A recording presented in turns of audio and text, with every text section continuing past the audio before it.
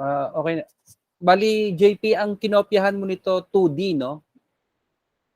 2D picture, hindi yung real wooden mannequin. Opo, hindi medyo konting medyo binasihan ko lang po yung tong sa reference pero mostly sa ano po talaga eh. Medyo may pinagkopyahan nga po ako sa Google din po. Pero outline na yung pinagkopyahan mo o picture ng wooden mannequin. Ma'am, JP, hindi natin pwedeng ikumpara dito sa picture ng wooden mannequin. Kasi kung titingnan niyo yung base, yung dito, yung bilog sa baba, yung base niya. 'Di ba naka-perspective? Mm. Ibig sabihin may ellipse, yung circle naging ellipse. Hindi talaga siya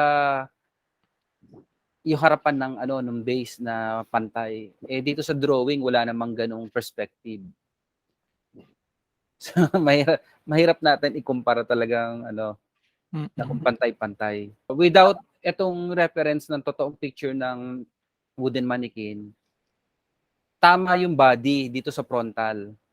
Medyo maliit lang yung ulo. Yes po, No, yun nga yan. po. Dito sa side naman, yung side view, parang perfecto, parang okay tong side view. And medyo itong back view, medyo tama. Pero dun lang naman sa frontal, yung ulo lang ang maliit.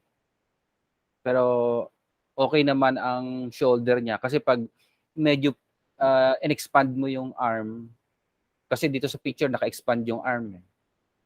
O tama lang yung ng shoulder, yung length, yung haba ng shoulder.